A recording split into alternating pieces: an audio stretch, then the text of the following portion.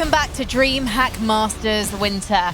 And on Inferno, Astralis' map pick, G2 could be sent home out of the tournament and Astralis could advance to the playoffs. Or G2 could see themselves safely through to a deciding map. Everything is to play for here, gentlemen, and we're going to be playing it next on Astralis' signature map. It's a dangerous time for G2. It is. This is a very good map for Astralis, and clearly they've gotten better coming into this tournament on Inferno, which makes them terrifying. This was their hallmark map, I think, for a while. Of course, Nuke is up there too, but they put up a streak on Inferno, which no one has been able to do since NIP. So that is absolutely incredible. And Nuke is more of a specialist map, so sometimes they pick it, it would be a punish, and that's how they set a record. But Inferno is one that everyone played, and they got up to like a 13-0 streak on LAN, which was really, really impressive. And now it feels like they're coming back to that. I feel like this is also one of the maps where we first saw like that next level utility gameplay come out from Astralis. This is the map that everybody learned, oh, if we don't use grenades, then we cannot be as good as them. And so we fall back onto it. Inferno, the second map of our series. Astralis, having already eliminated Liquid, now one map away from sending G2 packing. But the last time G2 we're down a map versus Furio, we saw a performance out of Nico that was absolutely ace. But you want to talk about utility? Kicking it off with a fiery frag grenade into the apartments. Nexa's going to be able to trade this one, so 4v4. And they walk away. Still plenty to happen in the pistol. It's absolutely symbolic that, of course, in the first round of the second map, we got an instant HE death to a player who was just trying to take a peek out of the window. Wanted a little bit of information if possible. Was met by 2 or 3 impact grenades. I don't even know how many came his way. 3 CTs on site. Means G2, they're risking it a little bit towards the A site, but it looks like they're about to be rewarded. So maybe they think that this site is going to be understaffed, but they're not right about it. Molly into the pit. Should flush Nexa out of position. He's going to cross over to the small pit and take a headshot with him. Hunter's going to go ahead and tuck inside of the bomb site. They know that Nexa's over here, but that crossfire not quite utilized. Hunter has not been able to find his impact in this round just yet. He calls Nico over, and they don't know. Device, hands busy with the bomb plant, and now it's Nico in position. It's a Kovac clutch as G2 win pistol. That's it. Of course, they can have a clutch even when it's just 2 of them because they're like, they got the last name in common, yeah. Damn, that's OP. Some good stuff here, and it is a small risk taking by G2, but this is a small risk you take when you drop a player early. And also, because the player's on the same site, you know, Astralis have a false sense of security that they might try to do something else. So they feed right into the setup, and it's played beautifully between the 3 G2 members left alive. Astralis, they will not invest much. Just an HE, a single flash here on Magisk. And they'll spread the map a little bit. Looks like G2 might survive in anti-eco.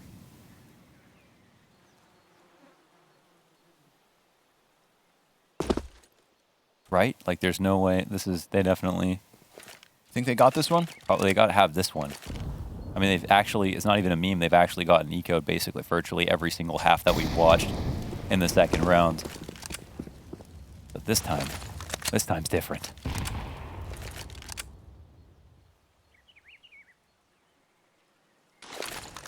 Dud frag grenade does nothing.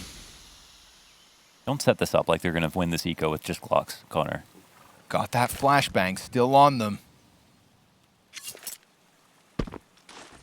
Device does have an HE in his hand, I mean. No, that's ridiculous. The concept, it's absurd. I'm not even going to entertain it at all. No way that Astralis can win this round. No armor, no upgrades. But there's only 30 seconds. There's only 30 seconds, yeah. You have to go into the site. No, I mean, you're no right. rotations. They're back in the site. They're all the way back here. This would be absolutely absurd. No CT has taken damage until now at the 15-second mark. So as long as Nico keeps the gun up, it is going to be easy pickings. If fires off with the USP, looking for his third kill, but it's Amanek to make some money, and sure enough, they had so little to work with, and G2 gave them nothing. Okay. They couldn't get a single kill, and the G2 players played way back. A little bit risky there, and it looks like Nico's actually got something to say, chimes in here for what he knows is the upcoming rifle round. He's talking a lot here about the CT setup, maybe just trying to confer with his teammate about what they should do over in the B side. Again, communication on the CT side comes down to what you're doing with your teammate close to you in proximity, not necessarily what's going on the other side of the map or grand strategy for the round. Not always, at least. Whoa. The double roof boost. Okay. Okay. Going up to the balcony now. Virtus Pro lane setup. CT walking back towards mid. I think definitely one thing that's really good about G2 on this map is their lane setups, especially on their ecos, actually. And G2, they're cheating early. They've got the heavy mid presence, but they've left B understaffed. Connor, you know I'm not a huge fan of this. Just the straight-on gamble early on. They have info on mid, but they're not rotating over to B. That makes things all the worse. Excellent bit of damage off of the frag grenade. Uh-oh. Ooh, they missed the first that's jump. really bad. Yep, Glaive heard that. And now they have no line of defense whatsoever. They were relying on that boost to at least deal enough damage to take Astralis down a peg.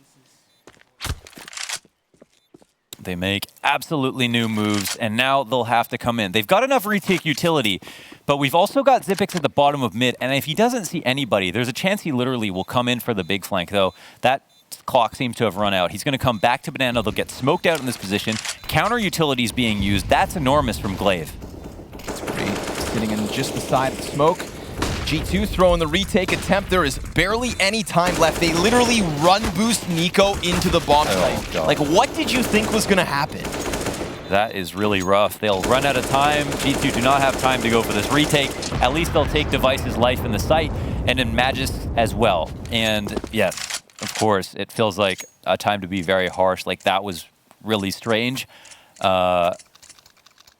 Yeah, I mean, I don't know. It was really weird. I mean, first of all, Astralis do nothing complicated. They just go for B, they enter B, there's no one in B, G2 make a noise on the boost, and then the retake looks really bad because they didn't bait out any grenades in the beginning of the round, they didn't make any heavy rotations on CT side, they just started the round out gambling.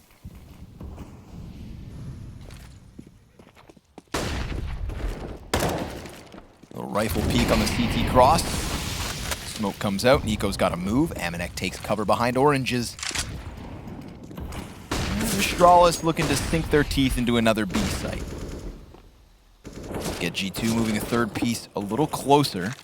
That being Kenny S towards spawn. He's got the double flashbang, so that could very well prime the other CTs to go for some sort of a peek and cut down the offensive. Amanek slips back onto the coffins. He's got his M4. These players starting to just trudge along here, and Kenny S panic spraying through smoke, does a bit of damage, but is not able to grab an additional kill. The banked frag grenade thrown out chips off Glaive with 15 HP. So be it. Astralis, they've got the man advantage, although barely. Magisk, 4 health left over. But there's no clear route for G2 back into this retake. They could go ahead and throw that incendiary on the backside. Maybe they flush Dupree into the open. Smoke to Banana and a frag on Pit could make this possible. But just like last round, G2 just kind of do nothing. And as opposed to throwing a run boost in those final few moments, they're just looking to deny any exits. And well, it does pay off for one. Glaive's gonna die, and as will Dupree no matter what. It's a second round for Astralis, and 3 stay standing for G2. All right, I'm gonna try not to be a broken record about this because that's something I talk about a lot on Inferno, but just as you mentioned, okay, I wanna look at this moment right there, that snapshot. He gets the spam down on coffins, and I just wanna talk about variance for a second, okay? So sometimes when you're holding back on B, on the B site, and you don't have map control, you will die. Even if you're the better player and you have a smart play, you are just going to die. In that circumstance, the rotations are too difficult, you'll lose the round in the retake, and you lose players in the site, so you're at a man disadvantage. That's what's going to happen sometimes, and that is the nature of Inferno. That is the really hard part. So if G2 want to play that game, they're always going to risk NiKo dying if he wants to take duels. Sometimes they might win off of some like amazingly heroic efforts, but if they just sit back in the sites, this is the fate that they ask for. That if they don't come through with the heroic site hold, they will lose the round, and Astralis know how to get into the site, and that's the other problem.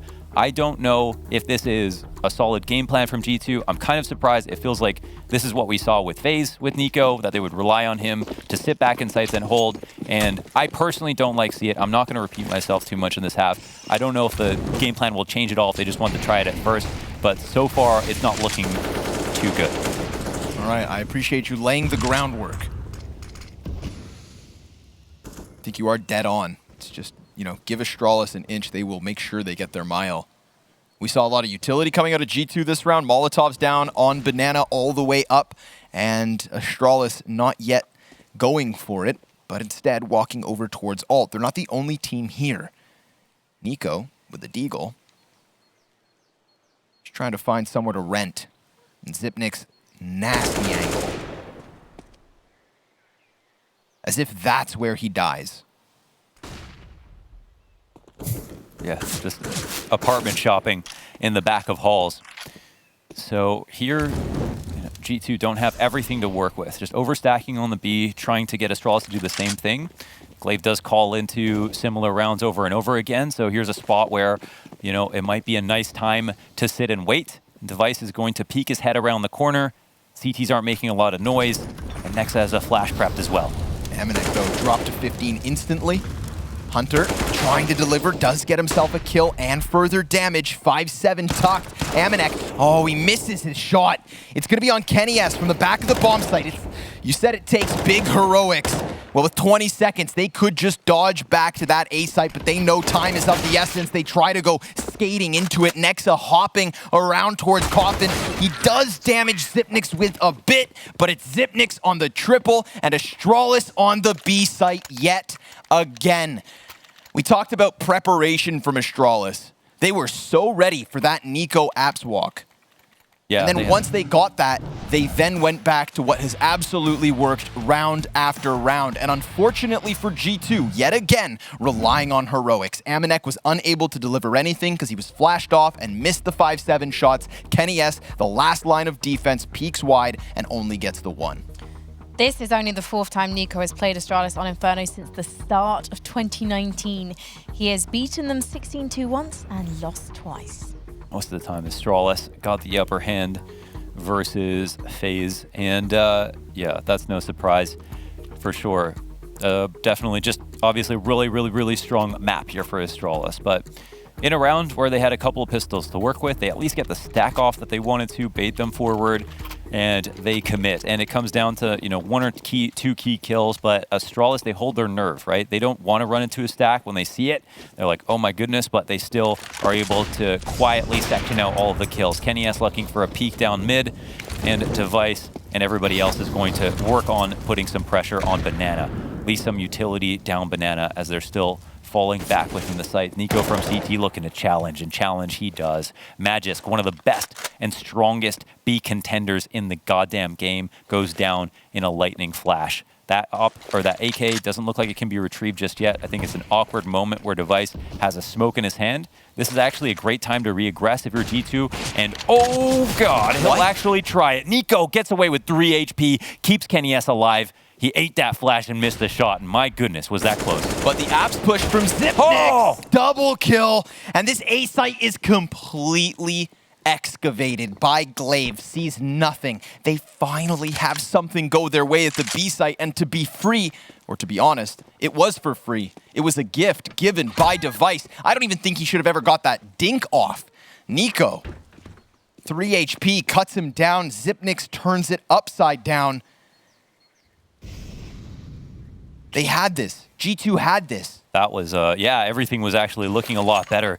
They just don't expect Xyp9x to be there. And that's the second time this game, Xyp9x is just in a key spot, holding the right angle, waiting for them to walk through halls, window shopping, and says, this place is not for sale. Cuts them down at the pass and just opens the site up, completely changes the course of the round. This is at least a round where G2 can save with 3, keep the op on kennyS, But this is nice for Astralis because, you know, classic Glaive is, if B is working, let's just keep going B. It's what we like to do. We're just good at it. Let's just make it seem like we might not this time, and then we go for it. Here's a round where they were looking at B, but then Xyp9x opens up A for them for free. So now, in G2's mind, they're a little bit worried about A, they're a little bit worried about B, and Glaive can probably continue on with a half where he can do whatever he wants. Silver lining is 3 players still up for G2 at the end of it. Quick kill from Nico onto Magisk. Oh, he just walked into. Did Hunter maybe cleared it and then turned around? No, not even. Not even. He just peeked out watching right. That was just the second guy, yeah. Maybe if the second guy's a little closer, it doesn't go down that way, but they gave him a second to readjust, and you know Xyp9x doesn't miss shots like that. When he's alone, he gets the power up. He just becomes even sharper. And sometimes I swear he must just blend into the background. Right. It's like one of those fish on the bottom of the ocean that looks like a rock. A stonefish. Yeah, and you step on it, it's incredibly poisonous. Yeah. It'll kill you in one shot. That's Xyp9x. Oh, wow, okay. Kenny S opening here at the top of Banana. Glaive tries to come around the corner early. Punished again for this. They weren't maybe expecting to see Kenny S here twice. He's been really good at being in the right place on CT side. You saw him there do that on Dust 2. Despite them losing, he was there having some impact on CT side. I feel like not an excellent map for him lately. Would like to get confirmation on those stats. I don't know. Frankie, can I send you on a mission? Yes, sir. Kenny S on Inferno. That's the mission. How's he been doing lately? Amanek pushes alongside him. They're flashed into the action from a 5v4 to a 5v2. And the wall bang connects. Amanek's gonna swing out wide with the AK, looking to kill everybody left here on Banana. It is only Device. He hears that flashbang pin pulled, and he will find one headshot, but he's compromised from the back line, and so he just runs into his own death. G2 squeezing Astralis this round. That's what I want to see, Launders. I want to see proactive plays being made, not just giving Astralis so much space that they can make executes as they please. At least Kenny S is willing to be there to peek with him. That's great. Hopefully you don't get in a situation like Liquid did with Elige, where they'd call him over once in a while, but apart from that, just straight away from trying to fight him. Now, of course, it is really scary to fight Astralis of all teams down Banana, but it's the thing you have to do if you want to play this map versus them, and something that came in their veto last time around. Xyp9x, he's making tons of progress. Amanek's going to get flashed back in the sight. Nothing comes late, but Xyp9x gets a key opening, pushes Nico back. Nico pops him out of the sky. 2 left here as Nico falls back to construction and holds a passive angle. And he's already done so much damage versus Glaive as well. This round is Nico, but his gun goes dry. Magisk takes the headshot, and we have such little HP here left over for Astralis, but a smoke grenade to alleviate a bit of pressure, and one comes back to reapply it. Oh, are they going to push through? They very well could, but instead they're going to go for the double pit. Magisk just looking to keep his head tucked and play off of Glaive's initial contact. We've got utility coming out from G2, a smoke inside of them, and now this just creates another shroud of confusion. Magisk looking down at his shoes, and he has both players unprepared. Magisk, the executioner. Holy hell, the bait. That was so beautiful to run away through spawn, to make sure his teammate doesn't get cleared in the pool. That is just disgusting. Would you like an update on the mission? Yes. All right. Oh, I feel like you want to see this again first. This is so amazing. I mean, Glaive does a perfect move. He actually asked to die so his teammate doesn't get cleared. Romantic. In terms of Kenny S's performances on Inferno, even when G2 lose, he tends to put a positive rating in, apart from last time they played Astralis, when he turned in a 0.55 rating and went 11 for 26. Okay, well, relevant stat for this head-to-head in general. Seems like he's been doing a little bit better, at least this time around, to start things off. But that's a clutch that should have never happened.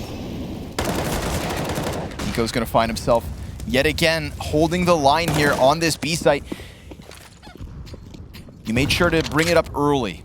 Sitting back in the B site, not necessarily going to be enough without heroics. Well, last round, Nico was a hero. And even then it wasn't enough. That's the issue, the variance. They're going to have 2 players back over on coffins. Astralis having shown a little presence towards A. Nico standing on Amanek. and the flashes start to come in. They're going to assume that this line of vision's still compromised, but if they wait out the smoke, then maybe they're ready. He shuts down Glaive as he soars across the site. Hunter down, low HP in the meantime. And sure enough, Nico is dead. But Kenny S, his head does go over top of that smoke. And they see him. For what it is, Dupree, still 1 in 4, gets his second kill of this map. And now, I think Astralis can just relax and sit back, because they've got themselves a health advantage. Utility here, a single smoke and 3 flashbangs for G2. They're running out of attempts, and now they're running out of bodies. The last 2 members of G2 both towards the CT cross, and Astralis have no reason to go peeking unless they want to punish. And they will, because they can. A 6th round is theirs for the taking, and they clear the board while they grab it. Shots are not being hit. Not crispy here for G2. They're getting iced out. And of course, game plan is clear. The results are clear, and this is pretty much it right there. They go for the boost, but Glaive, he's a martyr. He's got a Mac 10 with like 10 HP. He's happy to jump over, get the info, and then they both run away, so they know that the site is basically wide open for the taking. So G2 will call attack timeout, and yeah, maybe here's where they need a change. It seems like they're relying on Kenny's op to feel comfortable going aggressive, and that's something that they maybe need to think about. Bosnia and Herzegovina. Nico has won more prize money from esports than all other Bosnians and Herzegovinians put together, including his family.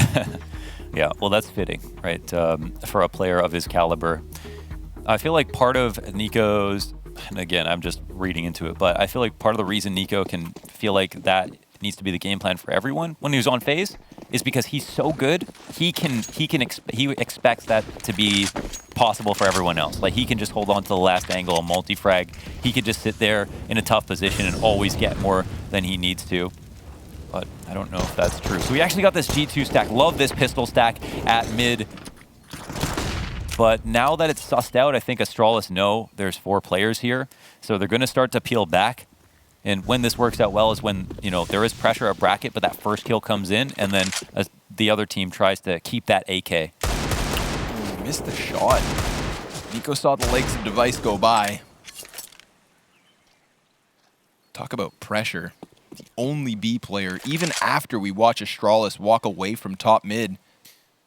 That pistol stack that wins every time, half of the time. Yeah. It is going to be a long round, it looks like. The bomb is still going back to A. There's players outside of apartments, so maybe a good round here for G2. So Astralis feed into the stack. So far on the ecos, they've been hitting green, basically. Extremely lucky with how Astralis have come into them. But it's good patience from G2 most of the time. However, are they second-guessing themselves? That is the question. They've done the due diligence of getting into the halls, which can be the scariest part. But there's still a couple of corners to turn, and a Hunter waiting. Sits in the bushes. Trap set up. Oh, wrecked himself, run down by the prey. Device also adding a headshot to the tally. Nexa, he will give us 1, and Aminex not even give it a chance because Device runs right through. Nico in the 1 versus 4. It doesn't seem to matter where Astralis go. There's parallels to be drawn now between this game versus G2 and the same versus Liquid. A very close first map that goes back and forth when it's their opponent's map choice, but the moment they get onto Inferno, it is the same Astralis that took over the world. Unstoppable, so it seems. I'd like to see when Astralis play a stronger Inferno team. You know what I want? Yep. Astralis versus Mouse Sports. Yeah, that would be amazing to watch, actually. And that's totally possible with the way that the bracket goes. I mean, maybe is there potential for a final if that goes, or is that the next match? Man, I don't know. Oh my God. This one here has another clash going down on Banana. Device. He is inside them, behind them, and on top of them in this kill feed, on this scoreboard. Well, they barrel through it. They give it their best try, and that's probably why they don't like pushing onto Banana. But it's not a matter of liking it, it's just getting better at it because it's just an important thing to do. However, G2 have rotated 2 players into position, and they might be able to catch someone off guard. Let's see if there's a bait that goes on. Hunter finds 1 off of Oranges, lays down the Incendiary, but Magic's not going to respect this. Not with so many teammates nearby. Frag grenades fantastic from Nexa. That blasts Magisk into the next round. Nexa going to continue to challenge the corner here. With that sort of a smoke grenade, he could definitely justify slipping through. And Zipnix not quite ready, but still eyes up and able as Kenny S tries his damnedest to flick shots through smoke. It's just not going to happen. 8 rounds for Astralis, only 11 rounds deep on the T side. Destroyed. They basically killed 2 variations of the B take. If you look at the mini-map, they got the guys coming down B and 2 more guys back in the site in like the old setup, and they still lost without dropping more than 2 players. So nice try, but they are getting completely outclassed at the moment. Just to update you on what the final could be.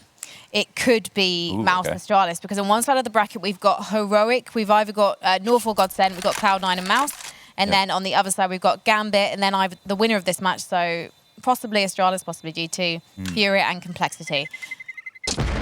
And that would assume that Mouse Sports, assuming they beat Cloud9 to go on, would have to face either Heroic or Godsend/North. True. And we know Mouse Sports have already picked up a recent win so versus favorite Heroic. Both matches there. That's an awesome rematch as well for them to get into the grand finals. Definitely. To face who knows what. A lower bracket run from Astralis. Things get very interesting. Dude, this playoff bracket is working out so well. Loving this. And whether it's Astralis or G2, I'm all aboard. But G2, they need to show us that their ship is not sinking. They are definitely taking on water here in Inferno. A couple of individuals trying to bail them out. They're running out of corks. 12-5. His bucket not quite big enough. For what it's worth, right? It's like a game plan thing.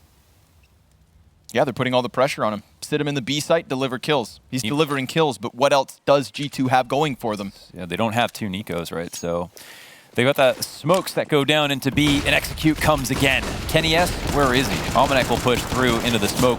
Control is 5-7 spray. Come to and see no more targets running through. That's very nice for him to get a kill scot-free. The T's will break free. They'll run back to mid with the bomb, make sure that to see if G2 have pushed. They're going to reset the round, but the clock is going down, and Kenny S, he is thinking, here's an opportunity to strike. Oh, what a great shot. Slips the scope onto Zipnix's device. Whoa, he's so paranoid about this. And Dupree could just barrel stuff him, but Kenny S going to clear it. No scope to the gut, and Device turns his back to Hunter, which will cost him. It's all on Glaive in the 1 versus 4. We get some great counter utility there, huh? Over on the B site, they had smoked it as soon as Astralis wanted to execute in. The counter flashes meant they were separated from the first guy who went through. No utility. Yeah, Glaive, they're trying to avoid him to force him to plant. Glaive just turned it. 4 seconds. Hunter's going to push this. His head is tucked. Glaive comes up and goes down. That's incredible that he even got the bomb. What the hell was that, man? Frankie's got her mouth open, just standing there, looking like Klay Thompson, that awkward school photo. That's so funny. Kenny S, deep shot. That was a slide shot onto Zipnix as his elbows popped up. Watch this. He's done with him. How? Inhuman reactions, some would Not say. just the flick, it's the fact that it's like 1 pixel. He threw the bullet at him. I heard the all chat going off after that Yeah. one. I'm sure Nico had some select words. Nice shot, Dick. Yeah. Do it twice. Do it on land. Astralis still double the round count of G2, but at least we've got a little life out of the defense. How much more are they going to offer us here?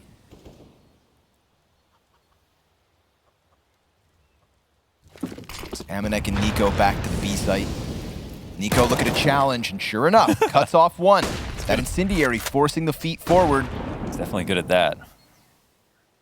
Ooh, and there's Hunter. Getting the better of Dupree inside of apartments. So we've got Astralis now at another double-man disadvantage. There's no way they finish this half without a lead. But what size of lead is still a very important question. Smoke laid down for Amanek. Normally we've got Nico over on coffin side or back site. This time he's up on the half wall. Yeah, such a strong spot. I asked an IGL, I can't remember who it was, why nobody clears this, and it's just because there's too many things to look at in the site to worry about first, that you take the risk on the every few rounds of not going for it. And we'll see if they assume he's going to be here or not. They do spam him down this time around. Almanac will flash through. Xyp9x, he's just too aware. I mean, wow, that's both players. Oh, turned into 3. This is looking like classic Freiburg right here. An entry. Will it become an ace? 2 players left over for the retake. He's up top. Ooh. That's Device. Wow. Mamma mia. My goodness. Pulls it back like a fishing line. Let's see it. I mean, there's still great utility for the retake. Both of these positions could be completely canceled out by the remaining incendiaries. But they're going to That's all G2 have to do. But they're going to construction, so Emo might not be. They're going to hit it on the back box. Xyp9x burns to a crisp, but Magisk hits his shot, and now he goes into the fire, engulfed in flames. Astralis taking 9. The imagery on that one, that was just beautiful to look at. What a play. That was so sick. Not every day you take a risk in that way. Would have been pretty 50-50 to peek from each side, but this way he doesn't get pre-fired, nails the headshot, dies right after. A fiery clutch from Astralis.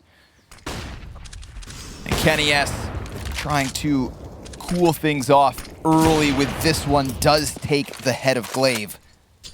Glaive is getting absolutely arted in this game. Running up banana, getting opt, going mid, getting opt. Looking for information, but it's sometimes a bit too early. You got to give credit to Nico for the amount of raw duels he's won at the top of banana. No nades involved, just someone trying to peek around the corner, risking it. Not the kind of guy you want to do it versus. But it does strike me as strange that with the top banana control, they try to go in dry when they could just execute from car or otherwise. Of course, they get that Nico duel early. They don't have to deal with him later. Here's a kill. It's been a while. That makes things strange. Quite some time since we've seen a Balk pop. We've got 3 defenders in position from G2 because Nico goes parading down to the base of banana. When's the last time you saw a CT from G2 at the bottom of mid? And check this out. With 3 players in position on this A side, Astralis decide to tuck tail. It's all about Nico. You just said it, right? He's one of these players who individually can provide multi-kills from these sorts of wild angles, and we're going to have to see it pull. Oh! Oh, you devilish bastard. Xyp9x, he jumps above it and blows Nico into tomorrow. That is how you break a man. We've got damage versus Device and Dupree, so with the T's softened, there's still a chance at this. But G2 Esports, it looks like they just want to walk away. They are broken. That's a moment where Malik's got to tap you on the shoulder and say, it's not your fault, man. It's not your fault. That's just happened. Xyp9x flying through the skies like a paper plane. Floats over Nico's head and shoots him before he hits the ground. That's one for CS, unfortunate.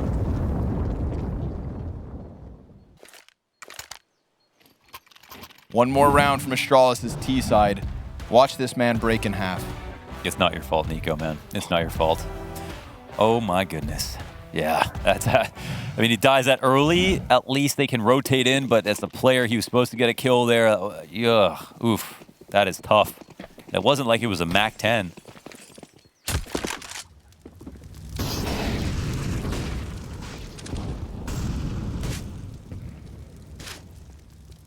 I feel for him. That was the round. That was him taking down a player, maybe bringing it back. Why is What is going on? Is he like sniffing ammonium? He's just got a lot of pep in his step. He's looking for all of these crazy duels. Yeah, Kenny, come get some. He wants all these crazy duels every round, and now he actually won one versus the Opper that he knew was going to be there. Just goes one tap on KennyS, of all people. What is going on with Glaive? Astralis absolutely powering up. A potential 11th round on this T side. They've got weapons inside of the bomb site, but Hunter goes down empty-handed. Next, relegated to the corner, can't get anything. Glaive is an animal. And Dupree, over his shoulder, lays down the law. This is an Astralis that is on a lower bracket run to the finals. I don't know many other teams that are in this tournament that can test with this level of form from Astralis. 11-4, ladies and gentlemen. Come back after the half to watch Xyp9x break more people.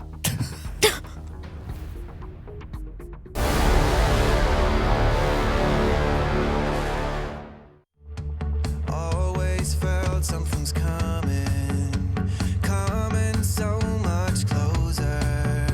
Now I know I'm vulnerable.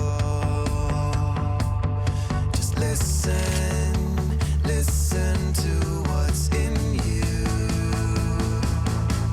So I'm calling you to let me through, and I reach for you. This time I won't let go.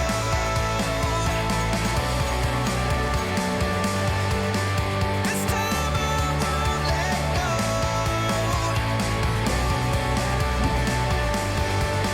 This time I won't let go. Finding strength just to move on, searching for a new point. Now it's time for a change.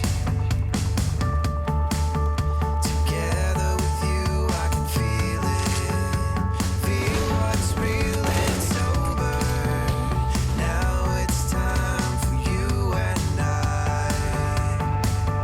Just listen to what's in you. So I'm calling you to let me through, and I reach for you. This time I won't let go.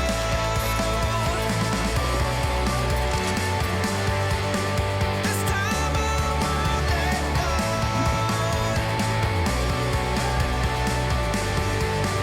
This time I won't let go. Together with you, it's alright.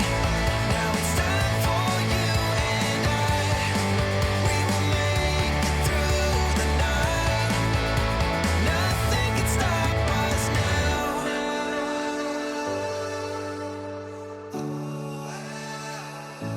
So I'm calling you.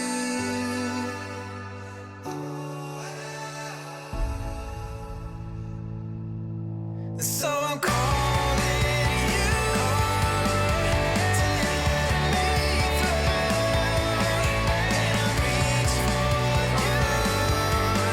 This time I won't let go. So I'm calling you to let me through, and I reach for you. This time I won't let go.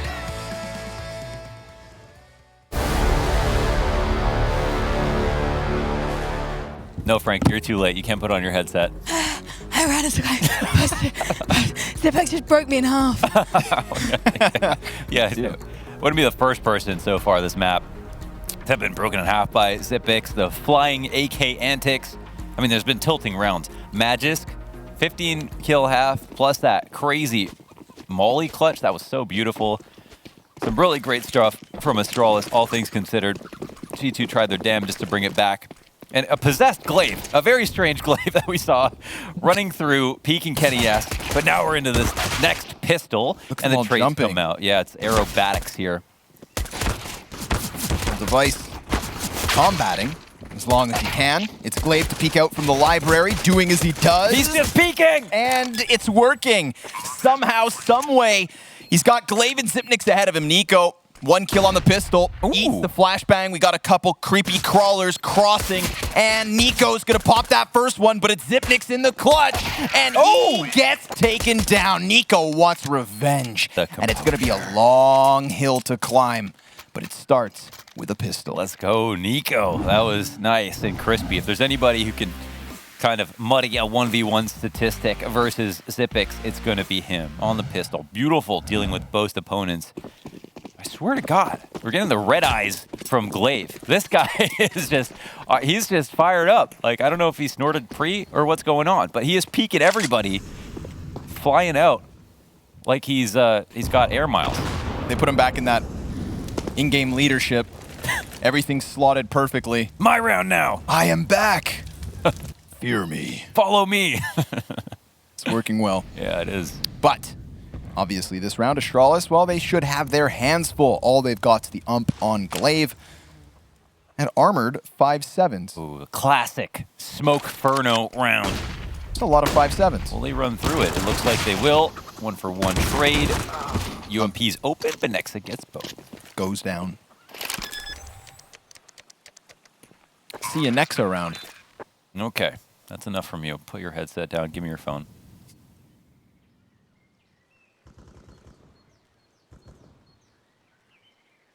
All things considered, a nice round from G2. Nade-wise, good execution, clean. A little bit scary with the first 5-7 kill, but they come through with those beautiful trades. And it's all with the MAC-10 to top it off to make the most money possible. Nade into the pit. Chips away at Magisk. And Hunter, it's in the name. However, knife comes out. Oof. Brought that to a gunfight. And now we'll be dissuaded from taking the walk down the hall. Swing, Dupree. Swing!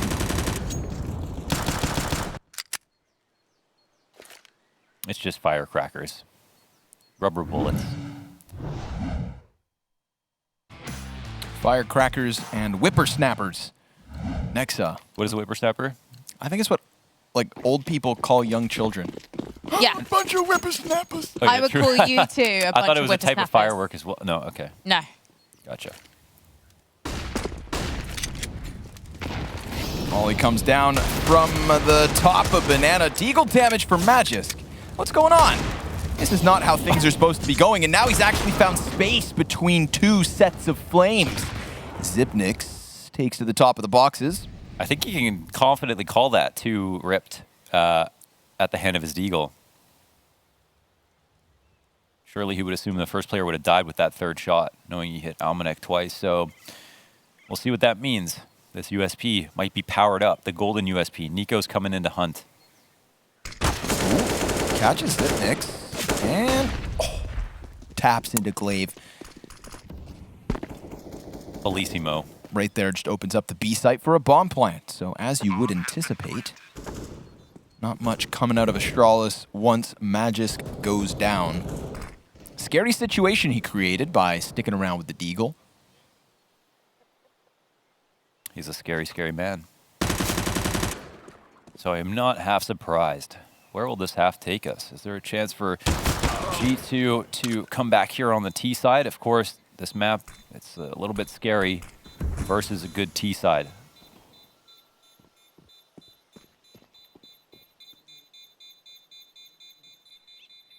Bomb will go off. No antics from Dupree. Once after a major, I saw Dupree had his headphones on. And I was like, Dupree, what are you listening to? And he's like, you want to listen? And I put the headphones on my head. And he's like, do you recognize it? And it was Donkey Kong music. That's he was listening to after he won a major. I can't remember which one it was. But I was like, man, why am I not surprised? Hey man, if it works. It was awesome. I suppose he is the final boss. Also, another fun fact, he cuts his own hair. What? And he has. Yes. Look at this little boost device. He was on somebody's head. Believe device hits Nexa with the op shot. Frag grenade down at the feet. Glaive into Bree. Joining forces here on Arch side. Look what they've got. A present. Special delivery. Oh, it's Death Stranding now for a G2. Oh my goodness. They can do whatever they want. But Astralis know what they need. The bomb is behind enemy lines. And they've got a minute to pretend they're not saving. 5 CTs left on the site. And they've got to look for miraculous opening kills. Oh my god. Labored. Magisk. He's holding down that spray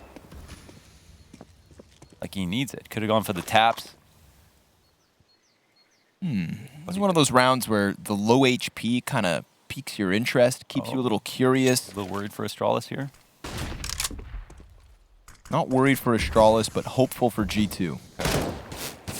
Again, Kenny S going to try to come at Magisk from a different angle, but hey, it's Nico versus Xyp9x because there's a B flank in position. They've body, stacked that bomb so much. But it's not just Nico who can go peeking from behind. Device also finding one turned, and then he comes back in for second servings, misses the shot, but won't drop the third. 2 kills for Device as he still sits on 15 HP. Nico's got one less than 14. Clock's at 7 seconds, and Astralis, they're about to get themselves a 12th round because that bomb was a special delivery wrapped with a bow on it. A gift from G2 on Arch side that ultimately costs them the round. They've still got so much here to fall back on, but of course, just a strong hold. It's Astralis to double up on Arch, which is a rare sight, right? So normally it looks like, oh man, how could they let that go? But if there was only one player there, having the trades come in would have been just fine, but it was cool that Astralis read that so well, overstacking it early in the round.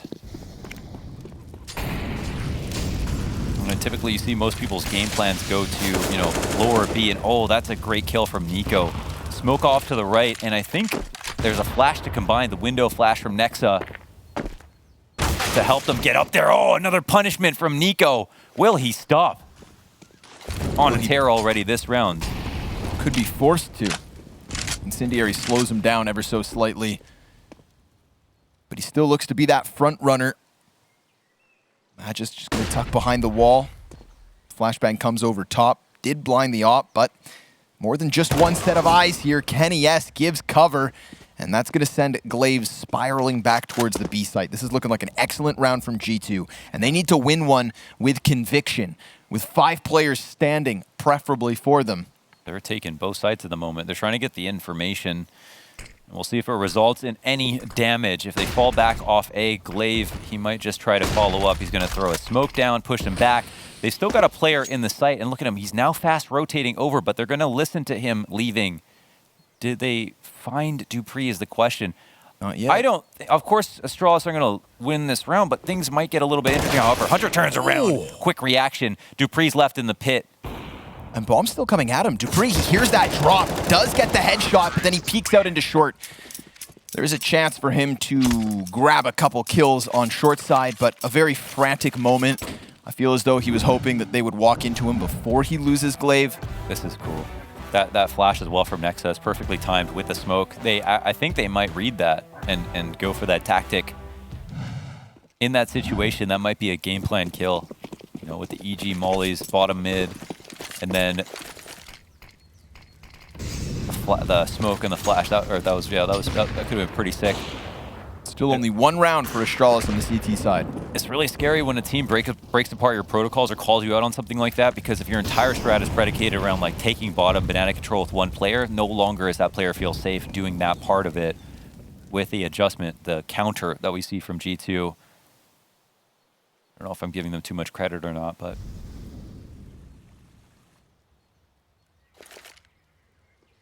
got Glaive sitting on second oranges with Xyp9x just beneath him. Should not go too well, as it's just the Deagle and the P250. Neither player able to grab a kill before they're both overwhelmed. So G2 back to the B site, back to where it works, and fast enough to dodge what was the Mag 7 and pistol players over on the A site. No rotate from Astralis. They just tried to lock down with what they had in position already, and this is G2 with a 9th. This is a T side that has only offered one round win to Astralis from 11-4 to 12-9. 3-round game. When we talk about the substantial rounds with rifles, there are only a couple, but that doesn't matter. G2 have this fast track back to a tie. It's looking super solid so far. We'll see what happens next round. I'm actually so curious what the look is going to be for Astralis. And you better believe we don't have anything like we saw from G2, the way they game plan and take that dry fight up, unless they have the op involved. Setting up Device to take over on the half wall. He's one of the best players when you get him up there to always deliver a kill, know exactly when to fall back. He's so great on the details when it comes to Banana, even on the T side when he's there on default. Okay, so they throw mollies down, nades in response. Spams through the smoke. Nico gets an opening. Oh my god, 2 kills again! Frag Grenade's gonna take him out of this round, though. Magisk could be that one-man army left at the B site. He does have a second player coming over, and a big pickup from Device. Finding Hunter in the apps could turn G2 back at B, and that is where they're met by Resistance. Another piece of utility coming in from Astralis, so crucial, so key. And Device gonna go and grab all of this information. G2 being corralled like cattle over to the B site. Amanek and Kenny S. Double smoke. This could completely count out Magisk. Maybe he sprays through it. Maybe he just enforces and waits for the retake. There's tons of utility for Astralis to play the retake. A little bit of wild spray down. Oh! Kenny S! Ask and you shall receive. Through the smoke, giving it back as he tried to pummel shots through it. Kenny S starting to really find some crucial shots. And Amanek, well, he's just been able to slip back behind Nubox. It's Kenny towards construction. Double incendiary here for Astralis. Lands on Amanek. Good thing he had the smoke. Now he could serve as a distraction. He could get Kenny back into the action. We shall see.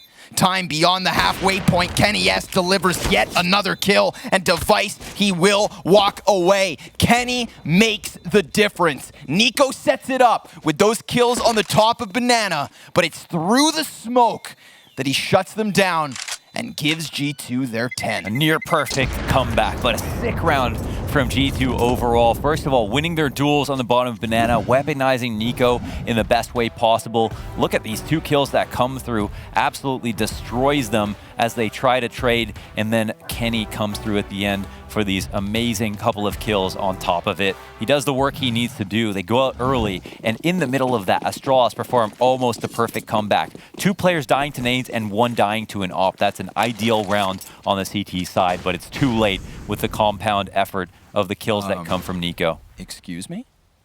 Check out Glaive. Oh. Wait, is this the expensive one? No, that's just the Negev. Okay, so then he bought it on purpose. Let's see what the game plan is, baby. Man's been playing a little too much Valorant. He's got the wind up. The wind up Willie. Magisk gonna peek into, oh! Double deagle headshot! And he's gonna lay down more damage. Magisk, a wonderful start to round 23. Beginning of the end.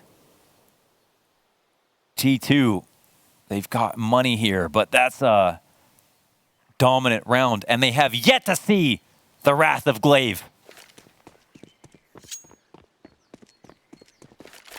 They think smoke grenades are going to give them the cover they need. That Negev is going to become a bullet storm. It's a bit of a meme, but the damage output is ridiculous. Here it could come. Oh, 30 seconds. This is when it gets the most strong, right? He's going to be able to shoo them away from the site. He can lay down suppressing fire for his... Oh my god, is he going to get an 8 kill right Perfect. here? Yes. One health! But there's still 20 seconds, and that happening? Negev could keep shooting until the end of the round. He's got to get it started. It's going to lay out. It's hellfire and brimstone. They have to go. They have to go. They've got... Oh, but they get the headshot, and Amanek somehow doubles down. What? What? Hunter gives cover! They tried to meme their way to a 13th round, and the Negev, it betrays them. Magisk is now sitting on his hands, fuming, red in the face. He did so much for Astralis that these last 2 players better close this. A round that just doesn't seem to make sense. Kenny S is still alive. The double emo. Device, he's got more health than Dupree. He's got to keep Amanek locked into position, but they're going to walk away. Magisk started off this round in a magical fashion. And while Device is going to cut down more players, G2 escape by the skin of their teeth. Kenny S lives on 1. That's a round for the books. What the?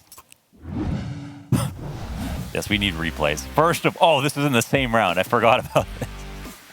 Oh my god. I can't believe, first of all, he pulled this back. What is this kill too? On the deagling player, Xyp9x had that done. That had to be an instant first bullet headshot. He gets off one more. That's the bomb denied. You think about how many bullets that Negev put through the smoke. I am without speech. And you tell me how none of them managed to land. Because it was a Negev. Yeah, should have been an M249. Frankie, I think you're onto something. What have we learned today, kids? Don't push the limits. Play the meta. Let's keep it stale, boys. Smoke grenade down at Glaive's feet. He peeks, dies. Also, may I add, he is 11 and 21 buying Negevs. Excuse me, sir.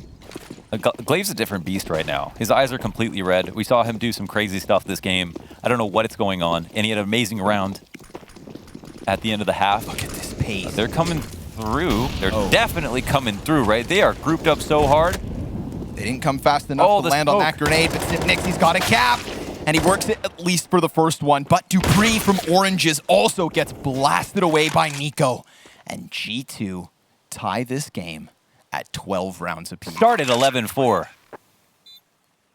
And now we're tied up. 12 rounds each. They have got themselves out of some very hairy spots. You have to give a lot of credit to Nico. Definitely game plan on Banana in that first bit was strange, but he was putting up his half of the agreement with the kills he was getting. And this half as well has been getting some absolutely unforgettable and impactful kills, like invaluable. The 2K entries on Banana. 12 rounds each.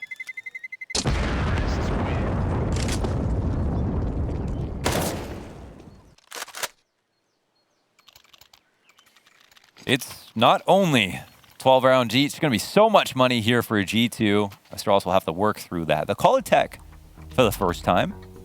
3 of 4 remaining. Enough money to buy, of course. Lots of money, in fact. Even after they spend.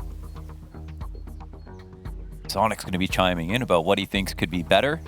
I think, of course, it's always just another look on Banana to try something new to see if they can stop Nico early. This is where his barrel has just been red hot. Glaive has killed more people by hitting them with a Molotov than he has with a Negev. Do you think it was an attempt to like BM or something? No, because it has so many bullets that at that late in the round, you're supposed to be able to put down a wall that you just cannot run through.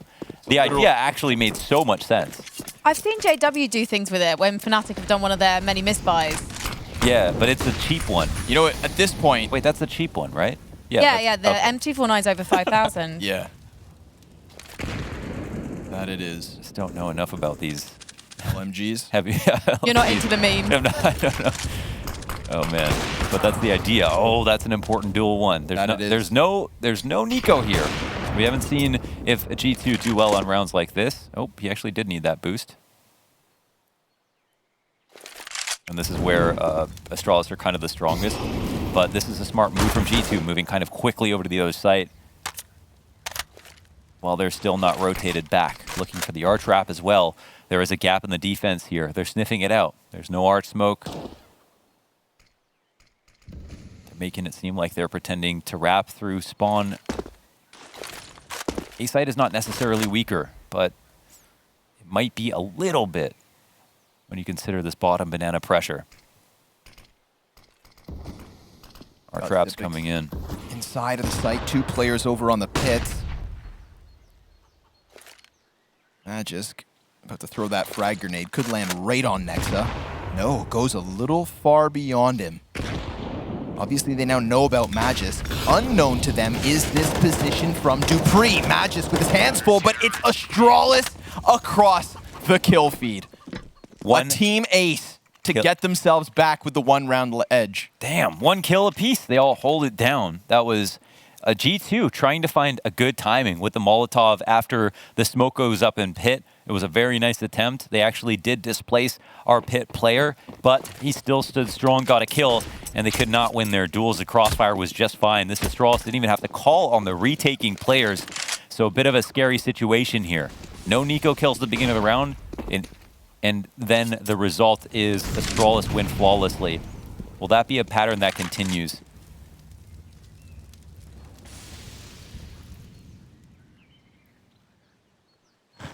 G2 have performed one hell of a comeback, but it's had a lot to do with this early banana pressure and Astralis running players down there to try to fight. And they're going to try to challenge the short side, and Hunter is oh, what? Hunter just whips the crosshair into Device. Everybody dies on the A site. And we've got Zipnix in a clutch. He has returned to this roster, and now he's returned to form. And these are those kinds of moments that you want to see him play, but he doesn't have the confidence to try and pull this one out of the magic hat.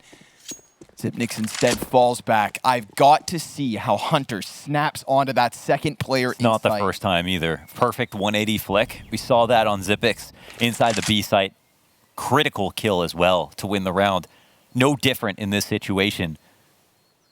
That is some monstrous stuff. How many kills is Hunter on right now for him to be hitting shots like that? 16 and 15. Just feels like some of these really pivotal rounds is coming up huge. All tied up yet again. Hunter's got that mouse on a slingshot. Man. The perfect whip back. Jesus. At least he saw Device first, lined it up. So you give him full credit for that flick. That's disgusting. Man, it's kind of like another dust too. So many crazy topsy-turvy, close rounds and situations. But G2, they storm the A site, they win. They get some confidence there. So it's going to scare Astralis a little bit. They've got to keep that in mind. They did win 1 clean on the A site, but the fast exec there was just the right change of pace that G2 needed. Oh, Nico. As soon as this smoke goes up, what's going to happen? Any dry shot to the corner would take Device out. That could be big. Decent. Any damage you can do to Nico before he rounds the first corner is going to be worth it. The Device is completely alone. Yeah. And they've done nothing really to announce this position. Oh, the flash is fantastic. Device, he falls off, but can he deliver? He's got the second. Nico's honing in on him, and sure enough, that rifle marksmanship from Nico. And then he shuts down Zipnix, who thinks he could jump through smoke, but it doesn't strike twice. Kenny S. back to the new box. Bomb is stranded, and Amonek's flank is fantastic because Magis just got cut off this play. Dupree peeks into Kenny, and we've got G2 with a 1-round lead. They've got you covered every single turn. They come through with the fast strat, reading into the setup with Device at the top, using 2 continuation flashes just to get him back. And goddamn, does Device try to dig himself out of a dark place. He gets the first shot. The second shot is even nicer. That's one for the books, but it's still not enough. Nico slides in. This is sick, man. The trades from G2 right now entering the sites is absolutely extraordinary. Covers Zipnix as he tries to jump through smoke. Kenny S keeping scope up on that coffin peak as well. That's what allowed Nico to stick into the corner. Run it down mid. Nico took the opening duel in 7 of the first 9 rounds, going 4-3. Trying to throw himself into the woodworks. Getting it done. Now he's chopping down the redwoods that are Astralis. Yeah. G2 are definitely fragging harder than Astralis. That's been the problem. Astralis were able to out-team them last time around. Oh, that's an important shot. You'd think it was an important shot missed, but Nico's got your back again. 30 kills for him. This is exactly what we saw versus Furia when they had that map win. Nico in second maps of the series, performing in a legendary fashion. Versus Furia, it was his 4th best rating on G2. I am curious to see where he ends this one, if they can bring the series to Nuke. The problem is, just like Furia, Nuke is where they fizzled out. But that could be the next map's problem. Let's focus here on this one. Xyp9x trying to find cover in the back of the site, flashes popping all around him. And G2, they have been painted into a deep corner. dupreeh finding the back of Hunter turned. Nexa's headshot, that compromises the back of the B site. And Amanek, we saw this lurk last round, but now, well, he's got bomb. This is where you retake mid if you're on CT side. You got to get map control outside of this to figure out if it's going to be B. dupreeh will scour the halls. This is a big play because nobody's here. If he gets down into the boiler, things could get sketchy. kennyS, will he take a peek? He'll back up right into dupreeh's crosshairs. This doesn't tell them a lot, but they know that they don't have to move with their player on the site at a minimum. dupreeh looking for the timing shot. Xyp9x finds a good angle. dupreeh gets the final kill. Astralis on 14. We are all tied up yet again. That Colonel defense, the fact that dupreeh makes a move, he had little health left to lose, but they needed information. And you said they wanted to retake middle, but even the B rotate was low on health. So dupreeh, one of the 2 players on the A site, takes it on himself, gets not just the info, but the kill, and then turns back to help Xyp9x close in the 28th. We are all tied yet once more. NiKo, how much more does he have to do? How much more can he do? He's taken down to the half health already, and another frag grenade lands in front of him. Now he's on a quarter before he's even seen a CT. He has 1/4 his health. He is such a high-value opponent in this half that this damage matters. His kill, his death last round mattered. This gets very scary. He's going to play like he does it. I mean, he knows what to do in situations like this, but he doesn't get that damage early on. He doesn't have the impact on Banana. Glaive will even peek at the top of B just to clear out car and throw a smoke down to let G2 know that they're not here right now, and they know it.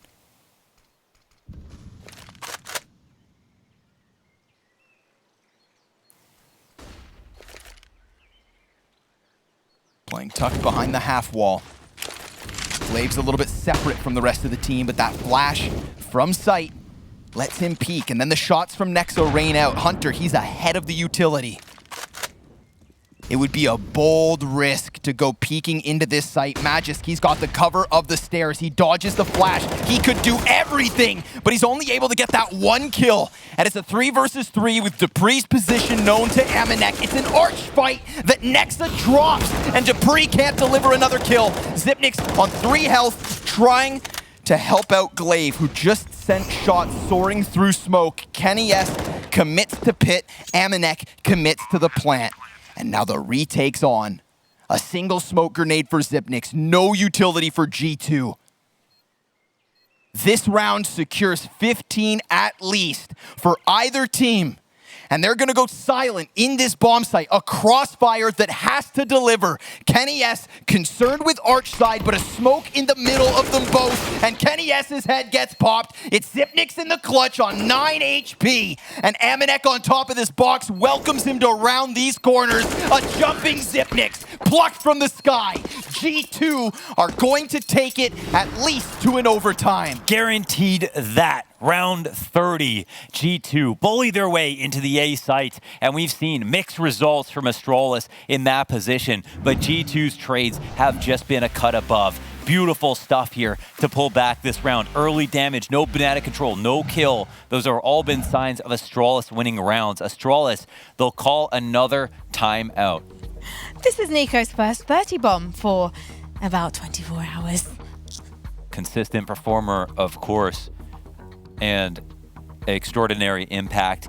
Wasn't even needed for G2 to win that round. That's the scariest part here for Astralis. This couldn't be more 50-50. No one would get me to believe that someone has this in the bag at this point. They've been so close in the second half, and they've learned so much about each other. Astralis have made the necessary adjustments to stop dying to NiKo early on. But then G2 have found a way to win rounds despite that. And now here we are.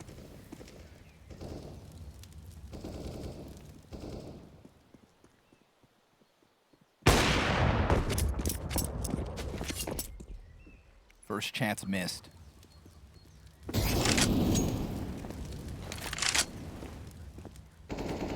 G2 going to take control of the apartments. Got 2 CTs sitting back here. Dupree, of course, out towards Balk. Magisk in the pit, where he works wonders. This is going to afford Astralis a 3-man B stack, but Launders, they're showing them nothing. No presence in middle other than that initial op shot. No sounds coming from Banana. And that could very well draw G2 in. They are gambling here with the op dedicated in the site. So this is a round it's going to be hard to figure out, but you want to favor G2 if they go and seek out the information properly. Problem is, how will they read this? Archide is wide open. Is this something that G2 want to try to take over? Nexus call could make a world of difference. We've got the early A site set up. Nades initially to respond to that mid aggression, and the CTs press up on these positions. Arch does get found. No bomb. 20 seconds and no bomb. It has to be the B hit to succeed. And Glaive, he peeks into 2 Ts, but he doesn't know about the third one to his left. Amanek alleviating pressure, but they could win based on time. They've got 10 seconds, and they need this plant. Device dives back into the cover. Zipnik's off the box. Astralis fighting for OT, and that bomb needs to be recovered. There's just no time. Astralis, they bring it the distance. Join us after the break.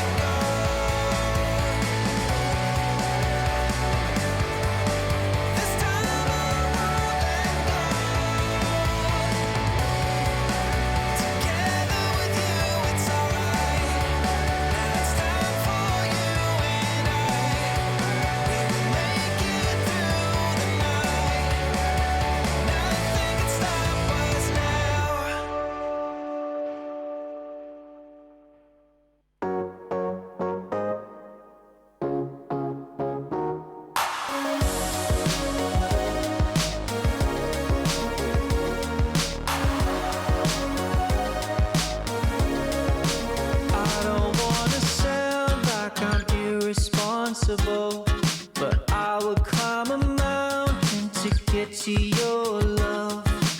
Every day till now was so mundane and slow, but you're a breath of fresh air in this podunk world. You know that I refuse to lose, couldn't take another piece of bad news. You're a little more green than blue, run along my ocean. I want it all or nothing, all the way. I'm not like the others in this red race. Wish you could hear me, wanna be your first place. I want it all or nothing, nothing, all the way.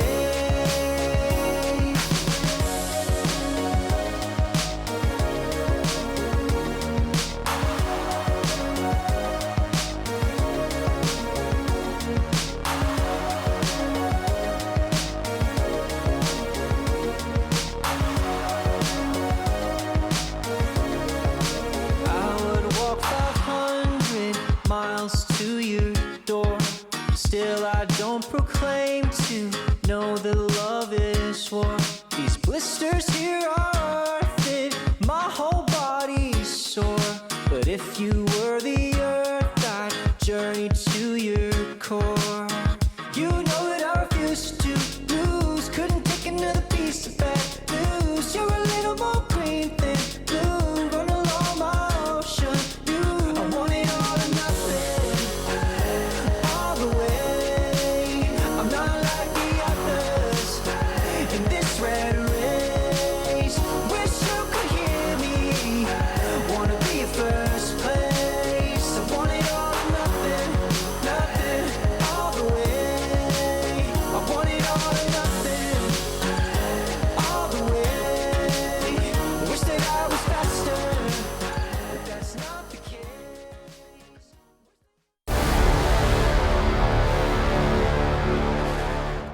An 11-4 half where they absolutely needed Pistol, and that's something we've seen from G2 across this series. They in fact won half of their CT rounds by Pistol and conversion, something they struggled to do.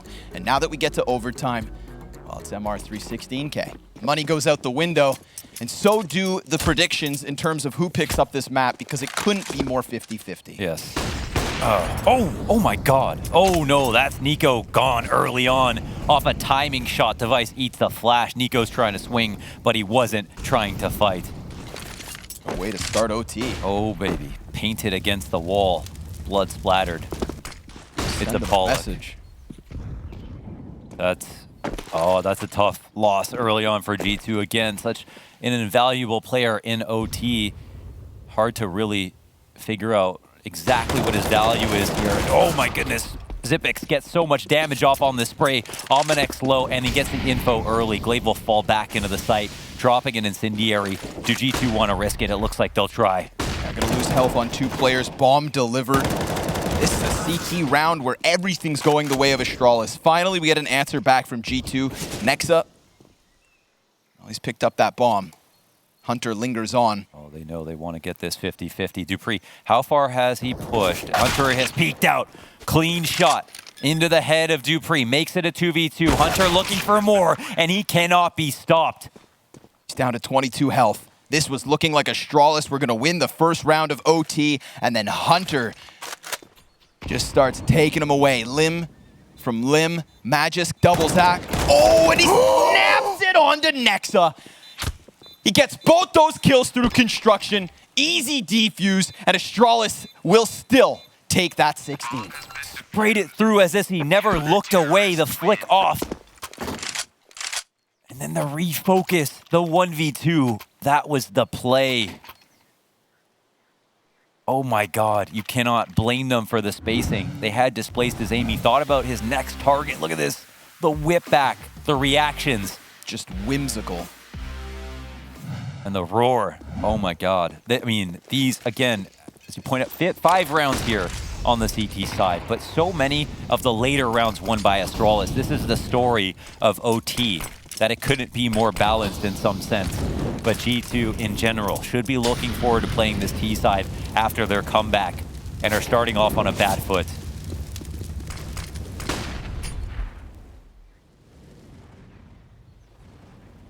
A slight bit of damage, but minimal losses, and they keep eyes forward over the half wall. They take control of things, and it looks like they're going to move in quick.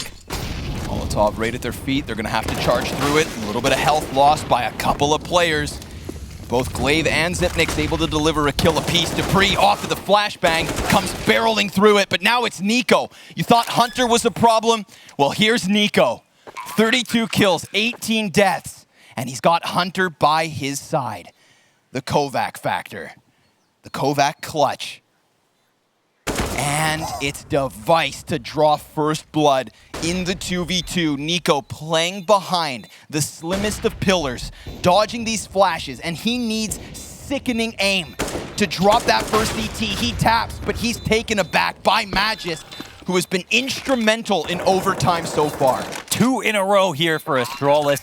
The team ace for them as well, all contributing equally, and that is the Astralis magic at the end of the day. Well handled with protocols falling back into the site, getting into positions on top of first and second oranges. Not exactly what G2 anticipated. Losing out on trades. Just to keep it low enough, it comes down to the 2v2.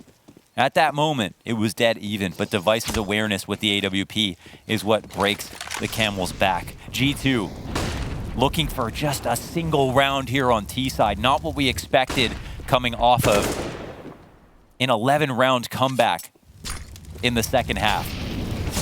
Oh, shot missed. Xyp9x punishes. That's not every day. Kenny S is out. Down to 4.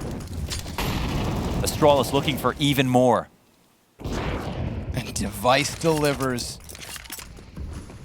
A clean sweep of the CT side could just completely fizzle this map out. They're getting mopped right now. At every single turn, CT's jostling back and forth, finding openings. How do they struggle to find more than 4 CT rounds in regulation, and now they stand to just completely sweep the defensive half of OT. One last chance for G2 on the offense.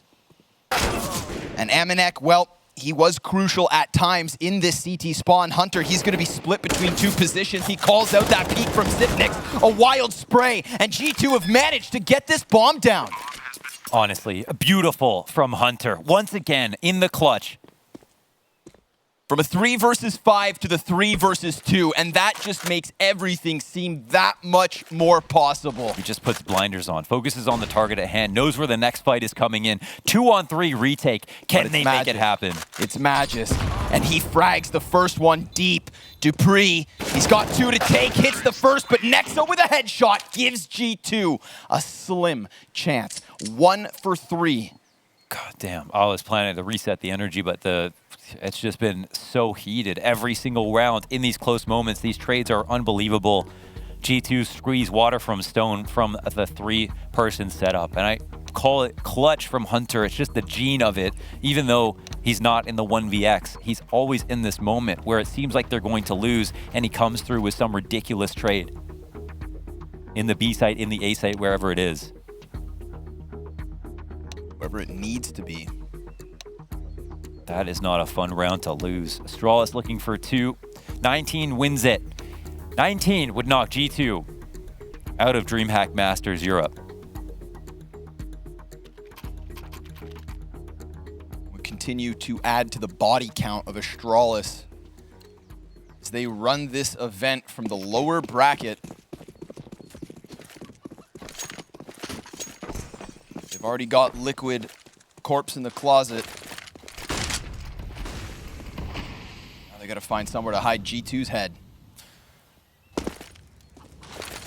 Play has seriously just been a tank for damage, a magnet for information,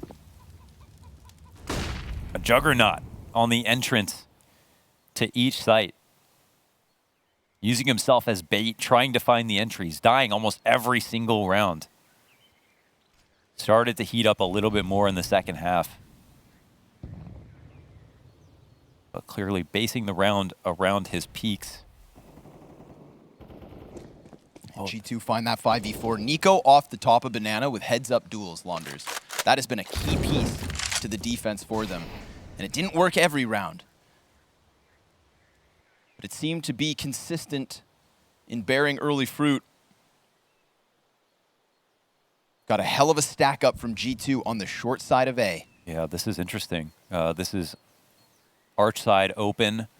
But the 4-on-5, time is running low. They're going to have to make a decision. Kenny's spot could be powerful. It depends how this works out. He's actually thinking about whether or not he should push in a boiler. He's out at mid. He'll find a shot and be able to escape. But instead, he'll just come in for the peek again. No one's there suddenly. They've taken over pit. That they have, and the bomb carrier's meant to be the third player. Hunter, he's going to be still beneath these. They may not anticipate the third player peek. Hunter swings, Magisk finds him, and Kenny S. And we are right back into the 2 versus 2. They had 5 seconds to spare. At Astralis, they only need that 1T round to secure a double overtime. This round win would give them a chance to close the series on Inferno. They've got Amanek and Nico working up from short side. Amanek a little concerned about the possibility of a player still in apps, but that is not the case. You've got Zipnix here in Little Pit and Magisk on the bomb site.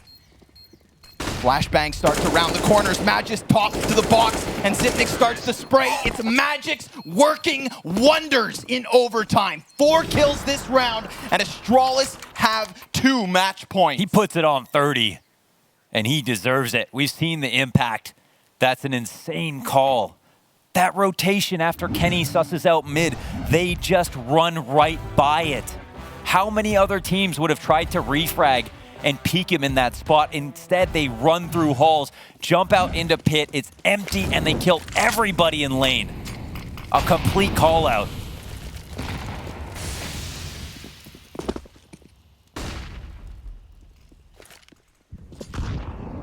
G2 having to get half of the rounds of their regulation half here in what's left of overtime. And if that seems bleak, it's because it absolutely is. Got 2 smokes And a single incendiary left already. Minute 10 on the clock. 3 players set up on this A site. It's a different look. But NiKo has been all the same in challenging the top of Banana, who looks away from Glaive at the worst possible moment. The flash from Almanac, he was turning from that. The timing is not on their side, and it could cost them the whole game and tournament here in what could be the final round. Again, you can't overstate it, how important and impactful NiKo has been. He's absolutely tried to take the team on his shoulders. 33 frags as he watches from the sidelines. 33 seconds on the clock as Nexo watches the skies. The utility soars in, and that frag is fantastic. But can he follow with a kill? He's still sitting inside of the pit. It's Hunter from the corner. Nexa grabs another, and G2 doing enough, but they've lost the bomb site itself. And now it is all on Almanac. Coming from the B site, 16 and 26. He has been switching alongside Jax, and this was his tournament to play. It is his tournament to clutch. But he's got Device honed in on him from sight, and down he goes. Astralis sweeping G2 from the lower bracket in a 2-0 fashion. But what a delivery from the likes of NiKo and Magisk.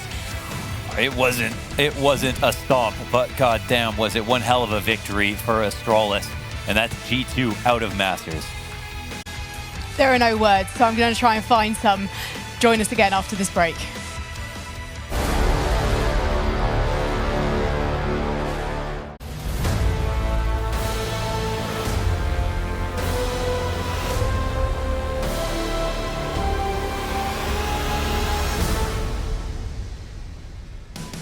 Well, ladies and gentlemen, we just spent the last hour in an absolute knife edge, not knowing which way Inferno was going to go, as both teams battled it out in overtime, trading so effectively that really it seemed like a miracle we didn't end up in even more clashes. It could have gone even further, it feels like, but in the end, Astralis have kept their place in this competition, and G2 are going home disappointed. What do you think it was, Launders, that tipped Astralis over the edge? I think it was once they figured out how not to die to NiKo early on, they were able to win a majority of their later CT rounds, because NiKo was able to deny all of their different looks going to the bottom of Banana, and credit to Astralis for having so many. But once that was solved and they started winning a high percentage of the late rounds, even though it was a huge comeback by G2 overall, and then coming into OT, 2 T rounds, that's the big one, right? They also solved that problem, or just continued on from their really strong first half. It was curious to me, the G2 B site hold. Yeah. NiKo, I mean, he's sort of tending to be playing in that CT position, so he's got the peak when they come around the corner of Banana, but they weren't really contesting it that much. I will say that is something that, like, NiKo, he was offered up for some reason. Again, Glaive had just, like, red eyes that whole time. He was just ready to take that fight, giving up the opening duel sometimes. As Elliot pointed out, he did go positive in the stats when it came to that duel. I was surprised so many dry peaks happened, but it did result in a really bad half overall. G2 did not have enough looks for the coverage of total Banana, and I'm not sure if it's because they're worried about going that far with Astralis or just thinking that NiKo would have those duels offered up to him, but either way, it worked out towards the end of the half. The first part of the half, not so much. Do you think that the Glaive dry peaks were part of the game plan specifically for G2, or is this something we're going to see from Glaive a lot more? I think basically the way I don't know if this is true, but I think the way they saw it is if Glaive, if he knows NiKo's peaking, he probably is close to a 50-50 to actually win that duel. If he gets the duel, they win the rounds. One player left in the site. They've already got top Banana control. If they don't, they can still continue with an execute and have info and damage on NiKo as well. Scrawny, what did you think of Magisk's performance? Oh, something special. I mean, especially in overtime, those two rounds over on the B site. I mean, that shot where he snaps it back into construction like it's nobody's business. Magisk this game really showed just how good he is yet again. And, you know, coming into the game, I don't think we really talked about Magisk all too much. We were discussing how Glaive was calling fantastic matches. We were talking about how Xyp9x was redelivering the clutch factor. And, you know, Device, well, his impact is always felt. Magisk, I think, slipped under the radar in our pregame and then threw himself onto it by the end of this second map. Are you slightly disappointed we've lost G2 so early in this tournament? A little bit, but I'm also happier, I think, that Astralis have gone to just based on this performance on top of their last couple. Like, they have looked really extraordinary to me, and now I want to see them face off against even greater competition and maybe some curveballs like Gambit. And just one more thing on G2 as well. Now we've seen Nico really settle into the team, it feels like, on Inferno. Sometimes we've been kind of questioning maybe he's feeding into the calling of it because he's probably having to shake off that responsibility from FaZe still. Again, so he's still responsible for his half of the map, and it did worry me a little bit, but that it feels like they were playing such a reserved style of Banana, and it was costing them a lot of rounds. I don't know if that'll change by the day, and again, I don't know if that's actually the case, so it's only conjecture on my part, but it does look a little bit like Nico's kind of take on Banana as opposed to older style G2's take on Banana. We're going to have, I was going to say we're going to take a look at the score, but no, we are going to talk to Magisk instead. Hello. Hello. I wanted to just have a casual conversation like how you doing, but I feel like we should get right into it because, of course, Magisk, I've got to ask you about the IGL change. What was the conversation within Astralis that led to that change? And when exactly did the reins get given up and over to Glaive? So I think we all can agree that Glaive is definitely a better IGL than me. So I think there was no doubt about that. And it's not really been like that I've been taking over the role for him. It's not like I've been asking for it, if that makes sense.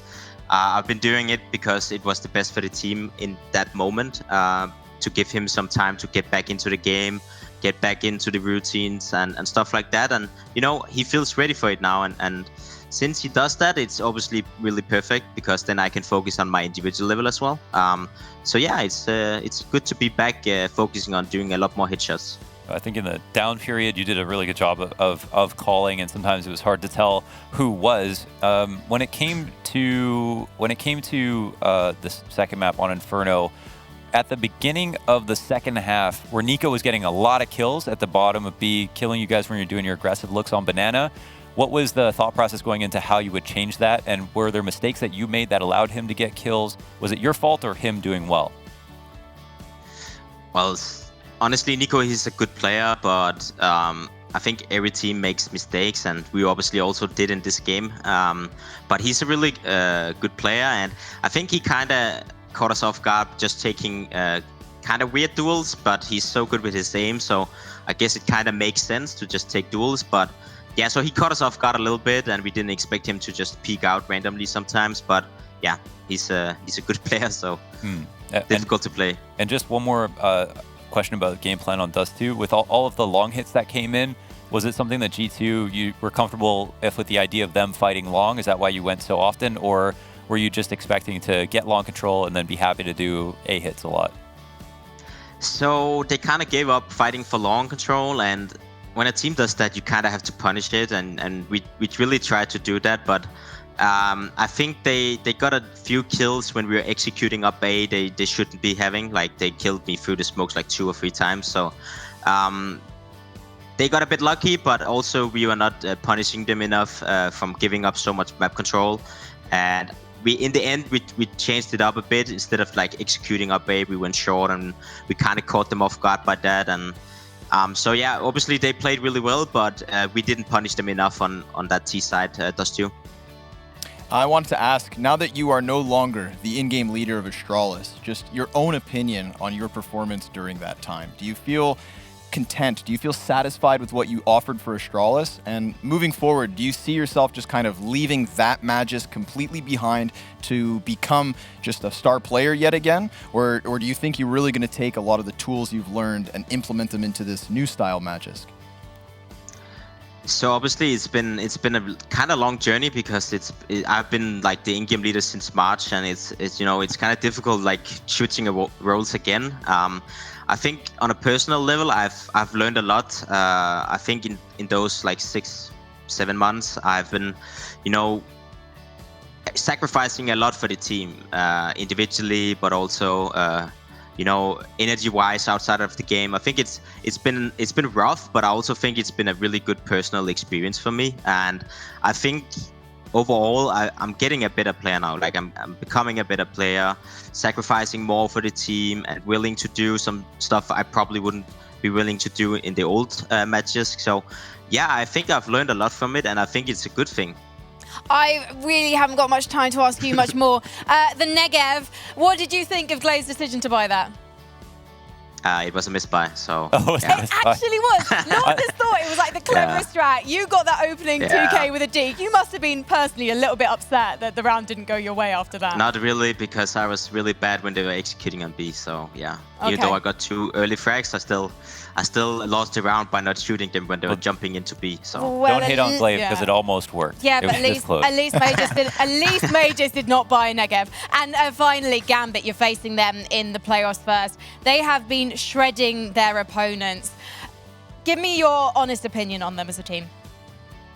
I think they are a solid team. I think obviously with this online era going on, and obviously there's a lot of stuff, and you know, I just think every team can beat every team, so we obviously have to make sure we prepare for them and we make sure we don't underestimate them, because individually they're really solid players, and if we don't perform, we're gonna lose. So we have to make sure we are prepared for tomorrow, and obviously also perform on an individual level, so we can't underestimate them.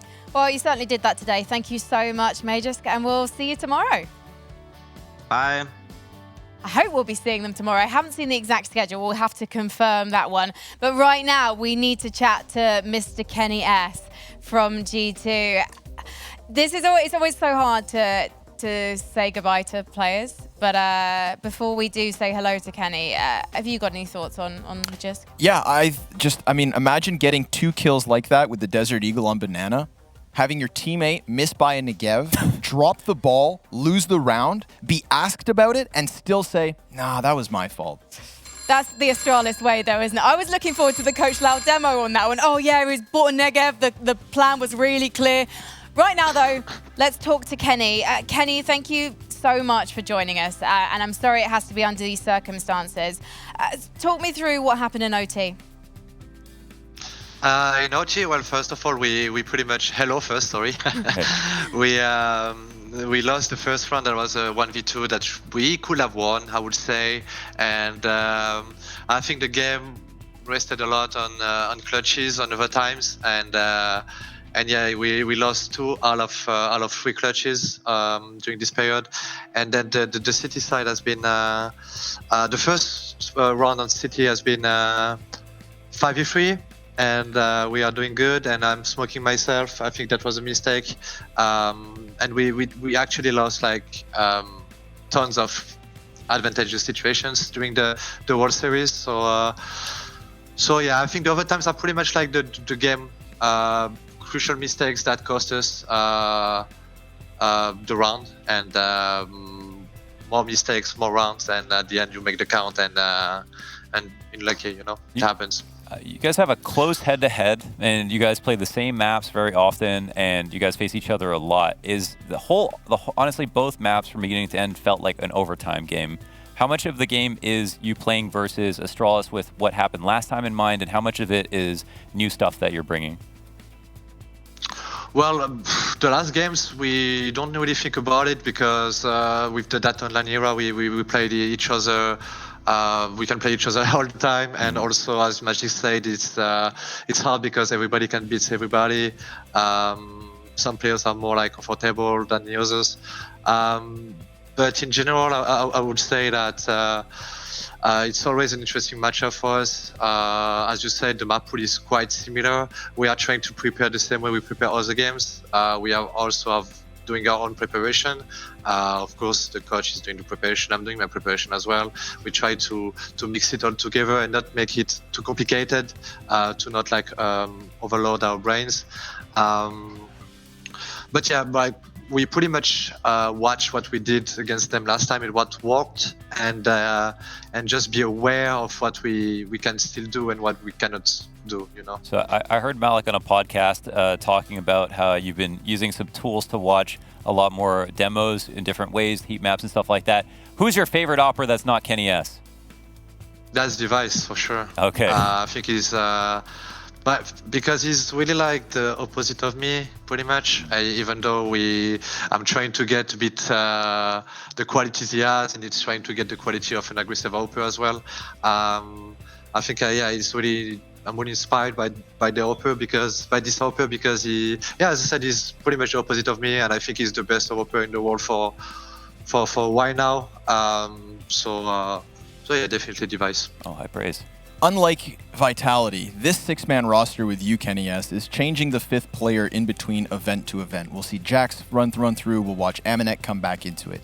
Does that, on an individual level, switching teammates back and forth, make you feel uncomfortable? Do you think it's had an impact on your gameplay? Myself? Yes, yourself.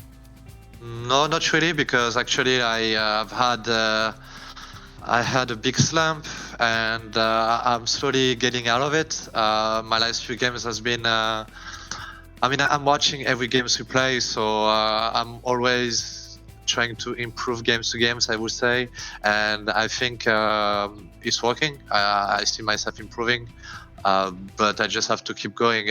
Whatever happens around me, whatever happens in my environment, everybody has to focus on yourself, you know, and making sure that despite the circumstances that are not easy, you have to make sure that yourself, you are doing what you have to do, you know. Sure. Well, when Amanek is in the server and Jax is on the sideline, I know he's a good friend of yours, and we both know he's a pretty funny guy. Does he make a great cheerleader? Well, I think it's a complicated situation for him, obviously. So I don't really know what he thinks. Maybe think about how we watch CS when we play, when he's outside of the server, you know. Everybody wants to prove they are worth it. Everybody wants to feel like they are important in the system, in the team. So yeah, I get some message from Jackie and tells me, yeah, you're doing good, or whatever he says, but trying to cheer me up. After he's not in the tournament right now, so he's having a step back from the lineup and the text from WhatsApp, for example, because yeah, he's not playing. So. Well, Kenny, I know whatever happens with Jax in the lineup, you're going to be best friends forever. I know you too. Yeah. But he's Jax. Doesn't matter what happens next. I mean, he's gonna be a friend for forever. I hope so. You know, like you meet a lot of people in the industry. Not all of them become your friends, obviously, but I can say that Jax, yeah, became my friend for sure. Well, Kenny, thank you so much for taking the time to speak to us this evening. And we're so sorry to lose you from DreamHack Masters Winter, but we know you've got more tournaments on the horizon, so best of luck, my friend. Thank you. Ya bientôt. Bye-bye. Well, let's take a look at the bracket after that result, and we'll see where we're at, because, of course, we've had a B-Stream match as well. So here we go. Astralis are through to the playoffs. They're going to be facing Gambit next. North and Godsend is down to the wire. It's gone 1-1. So if you go to twitch.tv/DreamHackCS2, you can catch up with that match and follow it as our last Group B playoffs team is announced. And this is the playoff bracket. So there's only one more spot, as we've just discussed, to be decided. But we've got Mouse, Cloud9, Gambit, Astralis, Furia, Complexity. Which one, boys, are you most excited about? I am most excited about Mouse Cloud9. I think I want this rematch. It was close last time. Mouse outclassed them, but the round score was close. Let's see if the preparation can make a difference. I think the other two games underneath it are both incredibly exciting, but I'm going to throw a bit of a curveball. I actually want to see Furia versus Complexity. We've seen some inconsistencies from each of those teams. We know that on an individual level, they have real firepower. Config seems to be hitting like that career high form again. So, you know, yeah, Complexity lost some games to Gambit, but I think that one could have some very real sparks. Yeah, Config on Mirage the other day was absolutely incredible against Ents, so definitely want to see some of him again. We're going to give you a quick update as well as to what's going on with the ESL Pro Tour and the points, because Europe's been updated. So Mousesports needs to get first place to get into the top 9 of Europe. Second place would get them 0.5 points behind OG, who is currently number 9, and of course they're not playing in this tournament. Complexity have knocked NIP out the play-in by grabbing enough points. And the big news, of course, is that Na'Vi is guaranteed to reach the main event of Katowice, and Complexity, yeah, they are in the running still. It'll be interesting to see how they fare in the playoffs, because I believe they could actually they can definitely overtake FaZe Clan as well if they do well. There's still so much to play for outside of this as well, because the teams that don't qualify via points have the opportunity to claim a wildcard spot via the world ranking. So certain teams who have gone home early, they could still be in with a shot. So potentially Cloud9, actually, if they do really well and continue to, then maybe actually we could be seeing them at Intel Extreme Masters Katowice, one of the most special events of the year. I think outside that current top 9, you've really got to keep your fingers on Mouse Sports, because that's the hot one. That's really the hot one. I mean, we could have an Astralis Mouse final. We literally don't know, because there are still 8 teams in the running for the title here at DreamHack Masters Winter Europe 2020. But after this break, we are going to be heading to North America. It's going to be Rugrats versus Triumph. It's going to be Maniac, Banks, and Pink here to take you through it.